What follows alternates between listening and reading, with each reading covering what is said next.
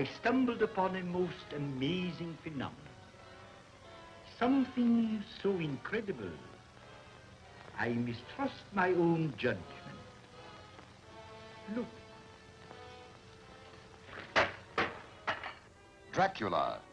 The very mention of the name brings to mind things so evil, so fantastic, so degrading. You wonder if it isn't all a dream, a nightmare.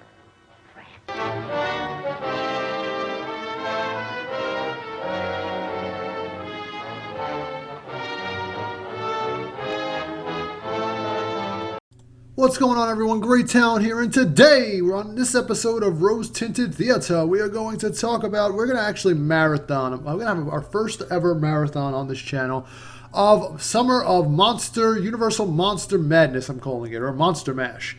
I wanted to hold off on this until October, Halloween, but I'm going to do something else for Halloween. I'm going to do other spooky movies in Halloween. And review, but now I thought, you know what, because before I kick off my James Bond marathon of Rose Tinted Theater, I said, you know what, because that's coming up soon, because I'm doing all the Bond flicks in about a week or so before the No Time to Die movie drops. Hopefully it'll drop in October, but anyway, so I'm revisiting all of the classic Universal monster movies from the 30s, 40s, and 50s. It's going to be about 7 or 8 days worth of just nostalgia. And we're kicking it off right now. So I watched the original. I've seen this many of times because I'm a pretty big Universal Monster movie fan. The original 1931 version of Bram Stoker's Dracula starring Bela Lugosi. It honestly, believe it or not, folks, believe it or not, this movie has aged tremendously well. In regards to story, I will say that special effects, not so much.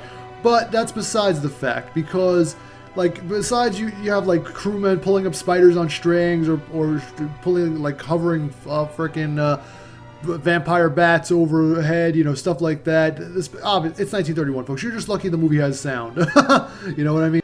But in regards, like I said, to the story, the atmosphere, the presence of Bela Lugosi himself as Dracula, it's just still tremendous. Almost 100 years later, this is the 90th anniversary of this first set of movies, and holy crap! Again, all right, the special effects, whatever, it's not great because it's almost 100 years old. They were just getting sound. This is a year after they just added audio to the movie reels, and it's still a very, very compelling movie, a very ambitious movie for its time. The acting is very 1930s and early 20th century, but it still feels like Bela Lugosi makes this movie, and he is Dracula on and off screen.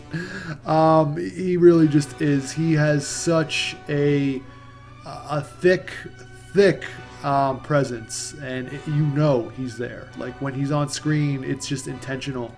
And he just has such a iconic look to him. They dressed him perfectly for the role of what Bram Stoker's Dracula would visualize from the book, the novel. Just this Transylvanian figure who's just he has this cloak, this black and white cloak. He has this white vest with the medallion and the makeup, and it's just the pale face.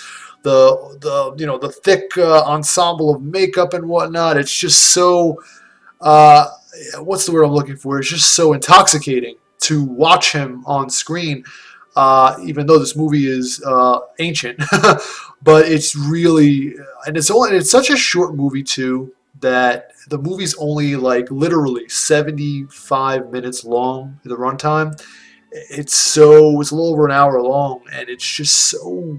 It gets straight to the point. It gets you in, it gets you off, and it gets you out really, really quick.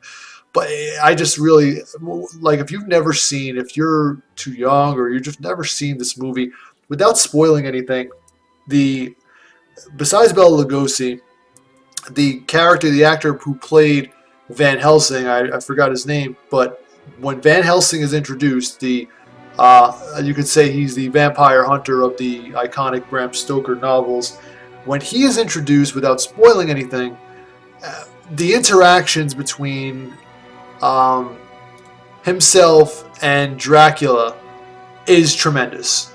because there is just so much tension, and there's just so much suspense going on when they are in the room together that time just stands still. The acting in this, there's not a lot of lines of dialogue in this movie, but when there is dialogue, it is very, very sharp and very indicative of what the intention is and what the purpose is. And no dialogue is wasted. Everything has purpose here. It is a cinematic classic, timeless classic that anyone should experience because, like I said, like for example, I'm using this example now. The interaction between Dracula and Van Helsing is just one of the examples of how deep and rich in cinematic perfection, near perfection, that this movie at the start of the audiovisual large catalog and portfolio of the Hollywood industry has come, and this is just a showcase of how far we've come in terms of cinematic presence and cinematic mastery. That while it's still a mythological movie, and a lot of people would, some people aren't into these types of movies, if you can appreciate cinema, any fan of appreciation of cinema should at least experience this movie once. And with that being said, I'm just going to go ahead and drop my overall score. If I had to score Dracula, 1931, Bram Stoker, in this day and age, in 2021, I'm going to give it a 9 out of 10. Like I said, the only thing it lacks is special effects. I mean, you can kind of get that in the updated version of Bram Stoker's Dracula. Don't worry, I have that movie too. I'm going to be getting to it eventually. I watched this on Blu-ray. It popped on Blu-ray. It was very, very appealing to look at. I'm not sure where you can watch and stream this now if you don't have VHS, DVD, or Blu-ray. But the only thing I could say is that if you find this online, whether it be on Netflix or NBC, you know what? NBC and Universal are tight. I think they're both owned by the same corporation. So you might find this on Peacock. And if you do, give it a watch. It's going to an hour of your life that, don't consider it wasted. Consider it just well spent, because you were going to be just absorbing such well-known, renowned history in the cinematic nature.